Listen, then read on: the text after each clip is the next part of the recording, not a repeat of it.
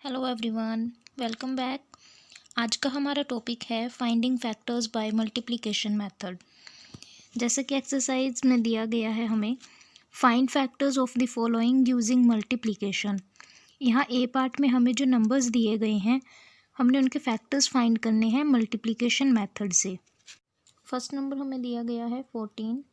जैसे कि हमने एक वीडियो में देखा था कि प्रॉपर्टीज़ ऑफ फैक्टर्स में हमें दिया गया था कि 1 हर एक नंबर का फैक्टर होता है और हर एक नंबर खुद का फैक्टर भी होता है।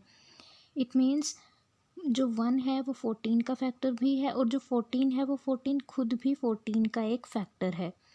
जैसे कि अभी हम 1 के टेबल पर देखेंगे कि जो 14 है वो किस नंबर पर आता है, तो 1 को 14 से मल्टीप्लाई करने से क्या आ जाएगा, 14। इसी तरह से अब हमने देखना है 1 के बाद ऐसा कौन सा टेबल है जिस पर 14 आता है। 1 के बाद आता है 2 के टेबल पर, 2 को 7 से मल्टीप्लाई करने पर आता है 14। उसके बाद अब हमने देखना है कि क्या 3 के टेबल पर 14 आता है, नहीं। 4 के टेबल पर भी नहीं आता, 5 पर भी नहीं, 6 के टेबल में भी नहीं आता, फिर आगे ये आता है 7 के टेबल पर। तो 7 आ गया दोबारा से, इट मीन्स अभी ये नंबर रिपीट होने स्टार्ट हो जाएंगे।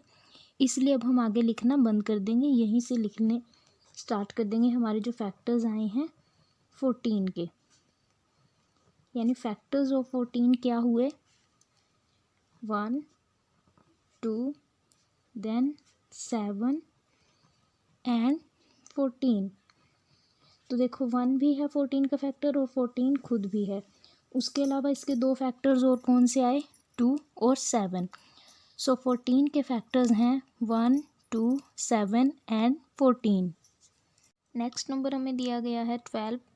अभी हमने वो नंबर्स फाइंड करने हैं जो 12 को एग्जैक्टली डिवाइड करते हैं, लेकिन अभी ये मल्टीप्लिकेशन मेथड है तो हमने वो दो नंबर्स फाइंड करने हैं जिनको आपस में मल्टीप्लाई करने से 12 आता हो।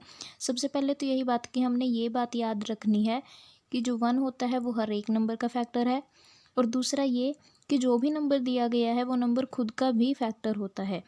सो सबसे पहले हम लिखेंगे 1। अभी 1 को हम किससे मल्टीप्लाई करें कि 12 आ जाए, तो 1 को जब हम 12 से मल्टीप्लाई करेंगे ये आ जाएगा 12। नेक्स्ट अभी देखो 12 किसके टेबल में आता है, 2 के टेबल में। 2 6 जार 12। उसके बाद ये आता है 3 के टेबल में, 3 4 जार 12। 3 के बाद ये 4 के टेबल में भी आता है, फिर 4 के बाद 5 के टेबल में नहीं आता, 6 के टेबल में आता है। फिर ये देखो 4 6, उसके बाद ये आएगा 12 पे। ये नंबर्स ऐसे ही रिपीट होने लग जाएंगे। 3 पीछे आएगा, 4 आगे आ जाएगा, इसी तरह से 6 आगे आ जाएगा, 2 पीछे आ जाएगा। तो इनको रिपीट करने से अच्छा हम यहीं से फैक्टर्स लिखना स्टार्ट कर देंगे। सो अभी फैक्टर्स ऑफ 12 क्या बनते हैं, फैक्टर्स ऑफ 12 आर 1 2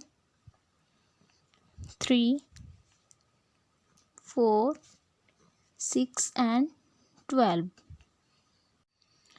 नेक्स्ट हमारे पास थर्ड नंबर है 16। वही सबसे पहले हम 1 से स्टार्ट करेंगे। सो 1 को किससे मल्टीप्लाई करें कि 16 आ जाए, 1 को 16 से ही मल्टीप्लाई करने पर क्या आ जाएगा, 16। नेक्स्ट 16 1 के बाद किसके टेबल पर जाता है, 2 के टेबल पर। 2 8 आर 16।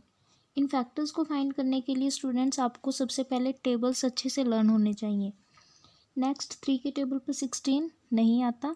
उसके बाद है 4 के टेबल पर 16 आता है, 4 ही नंबर पे, 4 4 जार 16।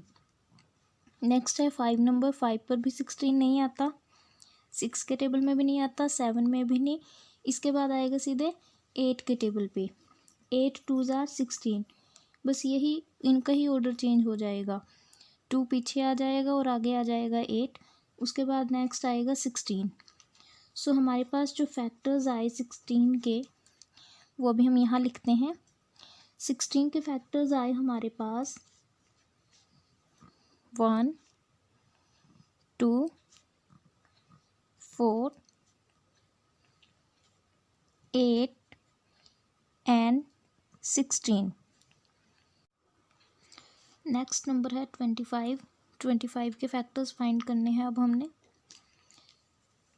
सबसे पहले तो 1 के टेबल पर 1 को जब हम 25 से मल्टीप्लाई करेंगे ये आएगा 25। नेक्स्ट जिस भी नंबर के पीछे वाला डिजिट 5 हो इट मीन्स वो 5 से डिवाइड होगा ही होगा। 2 के टेबल पर 25 नहीं आता, 3 के टेबल में भी नहीं आता, 4 के टेबल में भी नहीं, इसके बाद ये सीधे आएगा 5 के टेबल में। 5 5s are 25। अभी देखो 5 5s are सेम नंबर्स आ गए, इसका मतलब अभी ये जो ऊपर इसके नंबर्स दिए गए हैं यही रिपीट होंगे। जैसे यहाँ 16 के फैक्टर्स हम फाइंड कर रहे थे, 4 4s are 16 आ गया था, उसके बाद सीधे 4 के बाद 8 आया था और फिर 8 के बाद 16।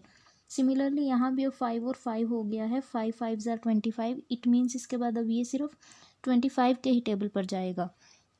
सो फैक्टर्स ऑफ 25 बनते हैं 1 5 and 25। Next and the last some is 20। सबसे पहले तो 21 को जब हम 20 से मल्टीप्लाई करेंगे ये आ जाएगा 20। नेक्स्ट हमने एक बात याद रखनी है कि जिस भी नंबर के पीछे 0 हो वो नंबर 2 से ज़रूर डिवाइड होता है। सो ये 2 के टेबल में भी आता है, ये आएगा 10 पे, 2 10s are 20। नेक्स्ट ये 3 के टेबल में नहीं आता, उसके बाद ही आएगा सीधे 4 के टेबल में, 4 5s are 20। 4 के बाद ये 5 के टेबल में आएगा, यानी अब 5 4s are 20 हो जाएगा। फिर उसके बाद ये आएगा 10 के टेबल में, 10 2s are 20 और लास्ट में फिर से आ जाएगा 20 के टेबल में, 21s are 20।